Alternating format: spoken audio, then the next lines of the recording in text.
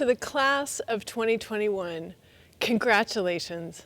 I'm Anne Curzan, Dean of the College of Literature, Science, and the Arts, and I'm honored to get to be here today to celebrate this momentous occasion with you and your support team, your family and friends and mentors and classmates, and everyone else who's helped you get here.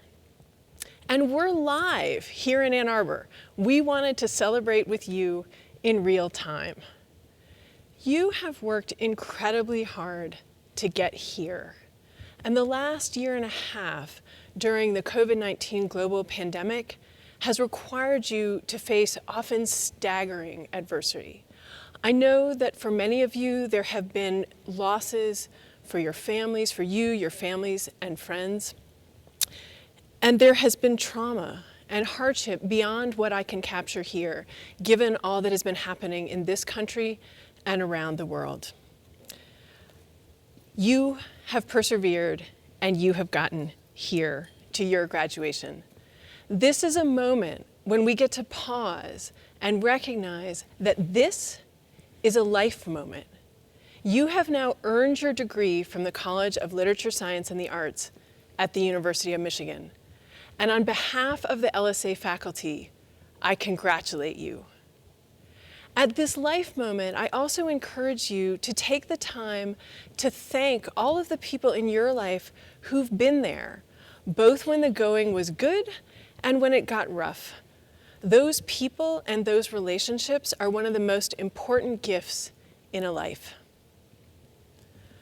I'm trained as a linguist, and I wanted to start these remarks today with an observation about the English language. In English, there is a notable ambiguity with the pronoun you. We used to make a distinction in English between the singular and the plural. We had thou for the singular and you for the plural. But now, you does the work of both. It is both singular and plural. Now, of course, there are varieties of English that have the very useful pronouns such as y'all and yins, but that is a story for another day. Given this ambiguity in English, when I'm speaking to quote unquote you today in these remarks, it's possible to sit back and think that I'm talking to the collective you, all of LSA graduates, and let the words just wash over you, thinking that I'm really talking to somebody else. But actually, I'm talking to each and every one of you, to the singular you, to you who is graduating this weekend with this remarkable degree and getting ready for the next chapter, whatever that chapter will hold. And as an aside here, I do want to say that I believe that a life well lived has many chapters. And the chapter after college is just the next chapter. It's not the rest of the book. As you leave the College of Literature, Science, and the Arts, I'm urging you to hold on to a disposition that you have been nurturing during your time here, one that we can take for granted and never should. Stay curious. That's it. Stay deeply, wondrously, piercingly curious. I know that sounds easy, but often as we learn more and as we get older, we can act like we already know enough, or it can be easier to talk with only people who agree with us, or it can feel almost scary to explore things we don't know, to admit that we don't know everything already. Why does it matter so much to stay deeply, wondrously, piercingly curious? First, it's because the probing questions that drive us to new solutions and allow us to reimagine the world are deeply curious questions. They're not the gotcha questions designed to trip somebody up or show how smart we are. You've seen those questions. Those questions do not change the world.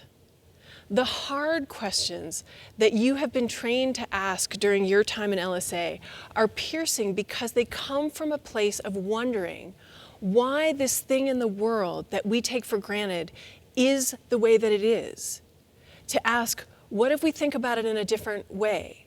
What does history tell us? What does science tell us? What do my own experiences tell us? You have the training from your liberal arts and sciences degree to be the person at the table who is asking those piercing, deeply curious questions, those questions that make people pause and actually rethink. Your questions, singular you. Second, in staying curious, there is joy, and that matters. May you never lose your sense of wonder at human creativity and the human mind. May you continue to feel awe at the human ingenuity that allows us to explore the vastness of the universe and the microscopic cell. May you continue to enjoy the beauty of a line of poetry or random linguistic facts. I just had to throw that in because random linguistic facts are truly joyful. May you always give yourself permission to learn more, just to follow your own curiosity. And then here's a final reason why staying deeply, wondrously, piercingly curious is so important. It allows you to continue to understand the world from perspectives that are different from your own. I truly believe that this is one of the most important and one of the most difficult skills to hone over a lifetime. It is also the definition of empathy. Empathy is a skill, and it requires curiosity about the lives of others. One of the things we need as a world right now is more empathy. And I recognize that that statement can feel so global as to feel almost meaningless. But I would urge you to remember that the world becomes more empathetic one individual at a time. And this brings me back to the singular you. Every day, each one of us has choices. And one of those choices is to be curious about, to care about the experiences of other people, past, present, and future. To choose empathy. And here's the thing, that in choosing empathy, there is hope. Because positive social change doesn't happen spontaneously, although we can sometimes act like it does. It is cumulative, individual decisions to care about other people and their well-being. It is the individual decision to fight for racial justice, no matter your racial identity. It is the individual decision to find ways to lead a more sustainable life on this planet, even if you have not yet directly been harmed by climate change. It is the individual decision to work for more access to education, to healthcare, to social mobility, no matter what your job is and how much access you already have. And one of the wondrous things is that every one of our decisions has the power to inspire others. Here in LSA, you have been honing your skills in rigorous experimentation and analysis and in empathy. We care so much about empathy alongside rigor because we know that it empowers you not only to thrive in the complex, diverse world in which we live, but also to make that complex, diverse world a more just one. We here at your alma mater look forward to cheering you on, each one of you, with your curiosity as you reimagine and reshape the world. We could not be more proud of each of you, each member of the incredible, resilient class of 2021. Now, at this point in the program, I get to join you as we listen and learn from others who have prepared words of wisdom for you. And to introduce our next speaker, I'm going to turn things over to my co-MC today, Aidan Sova. Aidan Sova is a graduating senior at the University of Michigan studying communication and media. He currently serves as Washtenaw County's newest Human Rights Commissioner, member of the State of Michigan's Coronavirus Community Action Task Force, and member of the Legal Services Corporation's Emerging Leaders Council. Recently, Aidan was also a recipient of the Martin Luther King Jr. Spirit Award. After graduation, he will stay in Ann Arbor to work for Google. Aidan, I'm so pleased that you can be here to celebrate your fellow graduates today. It is so nice to be here with another three-dimensional human. So I am now going to put my mask back on, and I'm going to turn the microphone over to Aidan Sova.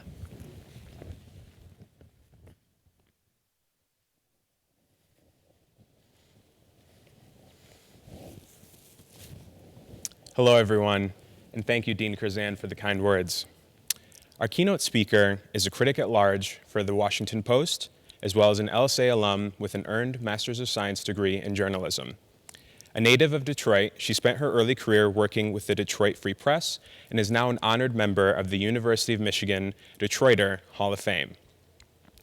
After 7 years of the Detroit Free Press covering nightlife, techno music, and fashion, she took positions at the San Francisco Chronicle and Vogue magazine. She started at the Washington Post in 1995, covering international fashion, and in 2009 began covering Michelle Obama and the cultural shifts stirred by the first African-American family in the White House. Her work has appeared in Harper's Magazine, Vogue, Vogue Italia, British Vogue, Essence, LUK, and The New Yorker. Her first solo book, The Battle of Versailles, The Night American Fashion Stumbled into the Spotlight and Made History, altered the trajectory of the fashion industry. She is one of the most well-known critics in the fashion industry and in the country. In 2006, she won a Pulitzer Prize for criticism, becoming the first fashion writer to earn the award. She was a special correspondent for style and culture at Newsweek Daily Beast from 2010 to 2012, and returned to the Post in 2014 as a fashion critic. In 2020, she was appointed the Washington Post Senior Critic at Large, and now writes about politics, race, and the arts. Her incisive words have made waves around the world, and I cannot wait to hear what she has to say to the class of 2021. I am delighted to introduce Robin Givhan. Congratulations. That's such an ordinary word for your extraordinary accomplishment. Congratulations. I'd say it 1,000 times to each and every one of you and give you a congratulatory hug if I could. It's impossible for me to know what you've been through because this past year has tried each of us in deeply personal and profound ways. We've had our patience stretched to its limits. Our tenacity has been stress tested. And good humor may well have been the only thing that kept many of us going. For some of you, I am sure that you've had incredible family pressures. Perhaps you've endured losses that you didn't think it was possible to bear, and yet you've kept moving forward. Money has been tight, perhaps, or even non-existent, and you've had to get through this relying on prayer and promissory notes. I am in awe of all of you because you've reached this personal milestone at a time when the very foundation of this country has been shaken. We've all had to balance personal liberties with public health, faith in the system while also wrestling with systemic racism. We have fought to uphold our democratic ideals in the midst of an assault on the very essence of democracy. And yet, you are the generation that has thrived. You are the center that held together. And as you leave this great institution and all the pressures to study and write and produce and succeed, I want you to take a little time to be selfish. That's right, selfish. I know you're supposed to give back and pull others through the doors that have been opened for you and bring about world peace. And I am certain that you will get to all those things. But first, please go out into the world and be boldly, indulgently selfish. Tend to your mental health because we will need you to be steady and clear-eyed. Take some time to catch your breath, to rest, to revel in the pleasure of daydreaming or in the quiet of doing nothing at all. Because we will need you to be strong and tireless as we pick our way through the rocky terrain ahead. Pursue the thing that brings you joy. In my senior year of college, I was planning to go to law school. And God bless the aspiring lawyers. I love you all. We need you. But my mother asked me why I was going to law school, and I didn't have a clear answer, other than it seemed like the next step on the ladder of accomplishment. It was the thing to do. Then she reminded me of how much I loved writing.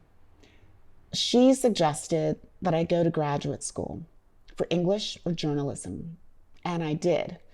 And that's why I came to Ann Arbor and to Michigan.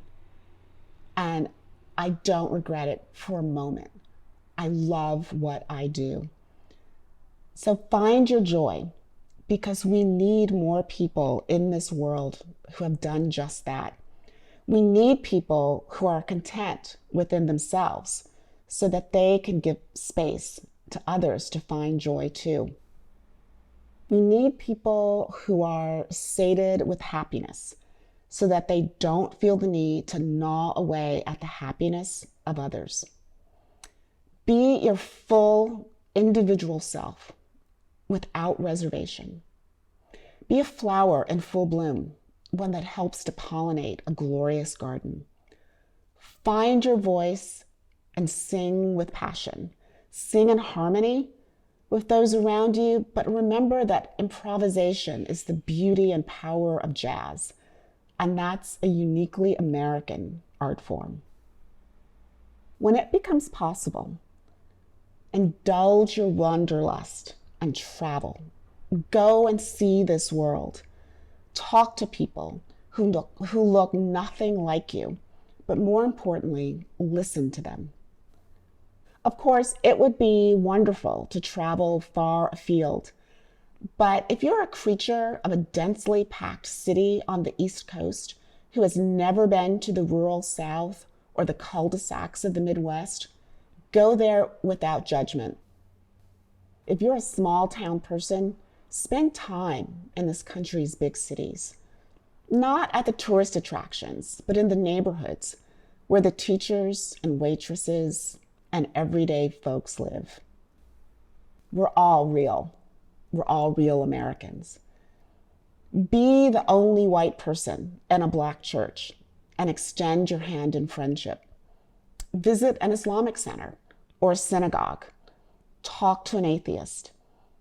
Be an explorer in your own country and learn the languages of its different regions and religions and subcultures and generations, because we need more people who are multilingual. We need people who can not only speak for themselves, but who also understand what others are trying to say.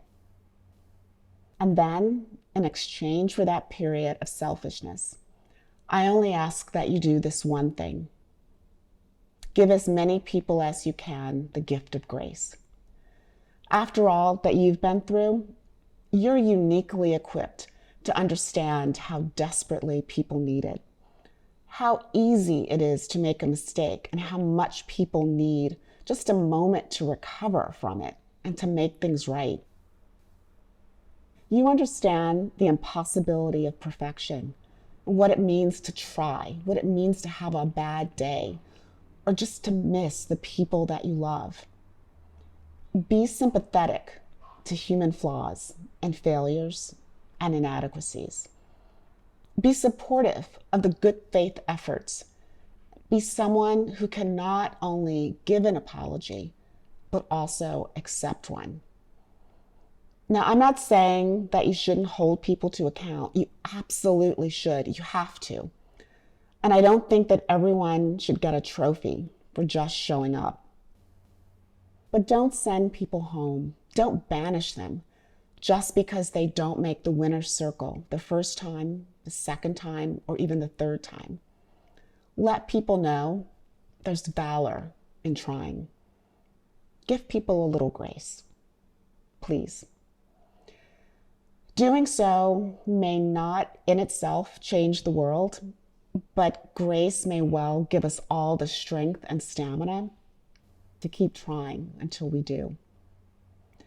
And so once again, to you amazing, extraordinary, wonderful people, congratulations. Please join me in thanking Robin Givhan, in applauding Robin Givhan, for those remarkable, meaningful, and often poetic remarks that she created just for you, the LSA class of 2021. So even though she cannot hear them right now, I hope that you will join me in thanking her and applauding her for those remarks. I'm now delighted to get to introduce our student speaker for the LSA Commencement Ceremony, Quante Carr. Quante Carr is a graduating senior majoring in sociology from Detroit, Michigan. While in college, Quante was able to be very involved on campus. He served the NAACP in many roles, including vice president and health and awareness chair. He was also a 2019 Forbes magazine Under 30 Scholar, a 2017 Bridge Scholar, and served on the First Generation Advisory Board. He told our team that he is very grateful for the plethora of opportunities provided to him at the University of Michigan, and we're delighted and grateful that Quante is delivering the student commencement address this year. After graduation, Quante will be working for M&T Bank in their management development program. Quante, let me give you the floor to address your fellow graduates. Good afternoon, fellow Wolverines, parents, and faculty, and welcome to the Spring 2021 commencement. These past 4 years have been some of the greatest years of my life, and I'm sure that you felt the same way. Our time here has been one for the books. We arrived on the university's bicentennial anniversary, encountered a first ever winter vortex, fought through almost 2 years of online school, and we even managed to see the Michigan basketball team make it to the national championship game. Michigan has a way of challenging you in many ways than one and bring you out better than ever. While at Michigan, we have all gone through our fair share of trials and tribulations. I still remember the days where my roommate and I came back into our dorm room, opening the door and sadly saying, "I just don't know what to do anymore." We studied all night and somehow the legendary 1800 Chem building has claimed yet another victim. Thinking to ourselves, what could we possibly do differently? We immediately thought about working in groups and going to office hours to ask for help. With both of us growing up as first-generation college students, this idea was very unfamiliar, and with me working with others as an only child, this was also very challenging and uncomfortable. Coming into the university as a first-generation college student, it was very stressful and hard. I struggled personally and academically until my second semester, where I was able to realize that I belong here. Although this was a hard adjustment, we both realized that working together and building that camaraderie is needed to succeed at a university like this. All of us here today have had our fair share of hardships, whether it be a hard class or a difficulty to fit in. One thing that Michigan forces us to do is to build relationships with faculty and other students so that you can succeed not only here, but even after you graduate and move on. Michigan has a unique way of bringing you through the rain where it is wet and stormy. While in the storm, it may seem impossible to get through, but once you get through the storm and see the sunshine, you can look back and see how much you've accomplished these past 4 years. This university builds thick skin that is needed after college. Many of you have held many leadership positions, volunteered on campus or in your communities, and have made such a difference while attending Michigan. This doesn't stop here. You have worked extremely hard, and now the sunshine is here, you can move on to bigger and better things in life. Looking at the graduation rate around 91%, I always wonder how it was done. How do we manage to keep the statistic going, and how did it get so high? It's because of our grit and our tenacity that we have deep within ourselves. It's because we have a drive bigger than ourselves to make our communities better. It's because we want better for not only ourselves, but for the ones who come after us. It's because we are Michigan Wolverines. Our late football coach, Bo Schembechler, didn't create his famous slogan for nothing. Those who stay will be champions. Now that we have officially graduated from the best university in the world, we can now accomplish anything that we put our minds to. Our time here has been nothing but blissful, and I'm extremely proud to officially become an alumni and join one of the world's largest alumni networks. Here at Michigan, I've made many lifelong friends, memories, and lots of opportunities for growth. Go leave your impact on the world, and never forget, we are forever Michigan Wolverines, and we will forever go blue. Thank you, Quante. It is an honor to graduate alongside you. Up next are student performers Dylan Gilbert and Rosanna Chalfant. Dylan is a film and English major with a sub-concentration in creative writing. She is president of the U of M Slam Poetry Team and a recipient of multiple Hopwood Awards, and was awarded Best Poet at the College Union's Poetry Slam Invitational. Rosanna is a neuroscience major on the pre-medical track. She was a member of the University of Michigan's Women's Glee Club and traveled with them to sing during Mass at the Vatican. She hopes to take her passion for singing wherever she goes in life, and she's kindly agreed to share it with us today. I'm proud to introduce Dylan and Rosanna. Thank you to LSA for asking me to read a poem today for graduation. It is quite an honor.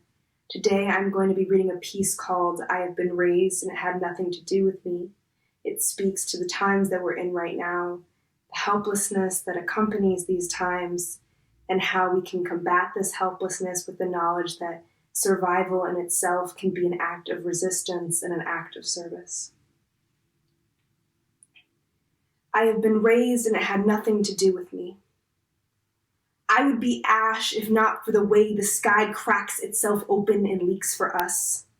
I would fall for eternity if not for the way the earth keeps pulling me back to her like desperate mother. I would be silent if not for the way my dad peels open conversations in a long, gapped voice.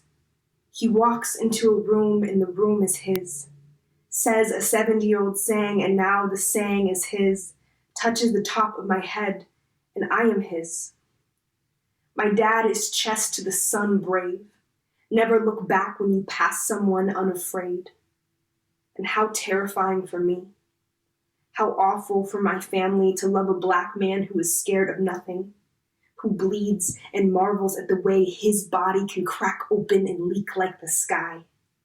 How tragic for my mother that my brother and I follow him like he is the light because he is, mimicking every proud step and serrated voice and impossible knowing of how even in death we can define any space.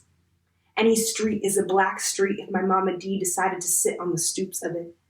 Any home is a black home if my dad chooses to find rest in it. Any love is a black love if we are gracious enough to give it. We laugh, and the joy racing from our lungs and hot air and crowded breath be black. Bestow a touch on a keyboard and the music ring black. Stir a pot into something wooden spoon ancient and the food tastes black. What is this but a miracle? What is this but the most divine reclamation? Today I will touch every tree black, graze every scrap of light black, cup each handful of morning fog black, until the whole earth glow like the sun is beating under its own skin. And maybe this is how it was always supposed to be. Whiteness done nothing but bleach the soil, clog the air, crush the earth in factories and hissing water that swallows you back. We know. They did it to us too. Flooded our houses, rusted our pipes, bleached our food. We know how it feels to burn and have someone make a picnic out of us. The earth, my people, both a bonfire, both surviving things that we were not meant to. And that makes kin. That makes ancestry. That makes this land somebody's cousin, somebody's auntie, somebody's mama. And how do you repay a parent that only knows survival and nothing else, not even your name? I cannot reimburse my father for being himself, for my happening to look at him and reach back toward my own clay skin and press and begin shaping myself.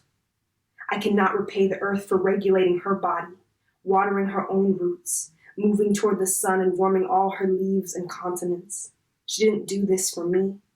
I just happened to be here. Her survival just happened to look a lot like love, a lot like motherhood, a lot like braiding my hair and buying me the new shoes. I cannot give back what was not given. I cannot repay what was simply ritual of knowing how to keep oneself alive. But I can keep touching trees, can keep watering the plants on my windowsill, keep braiding my voice into something early and brave and black.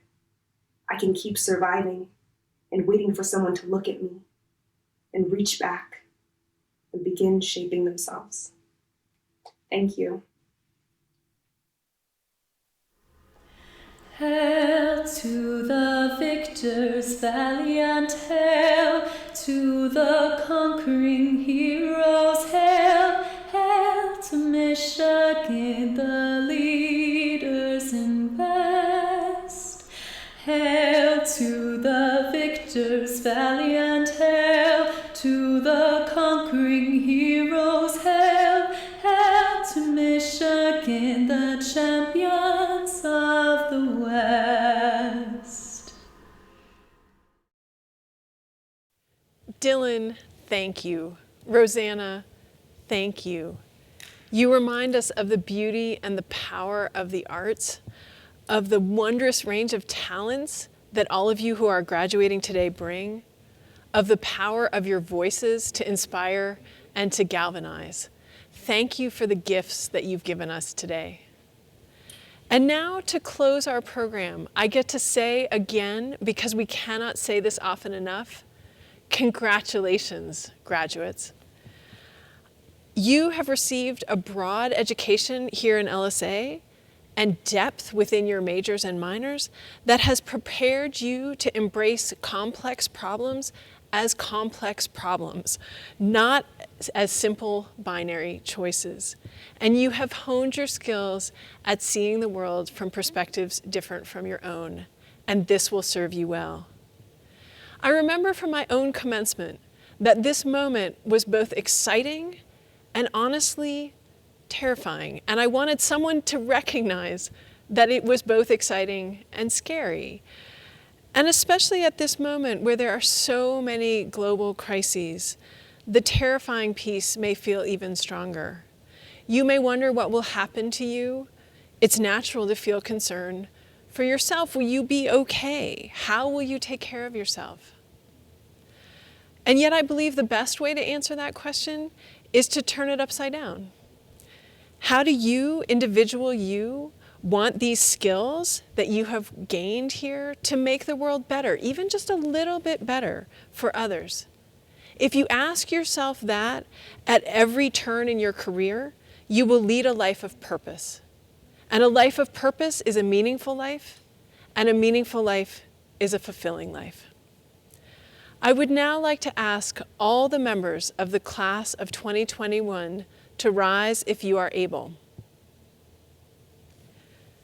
To the class of 2021, on behalf of the faculty of the College of Literature, Science, and the Arts, I commend you on all that you have accomplished. We are proud to have worked with you, to have learned from you, and to have been inspired by you. We know that we need each and every one of you to reimagine the world as it needs to be. Go forward with purpose and forever go blue.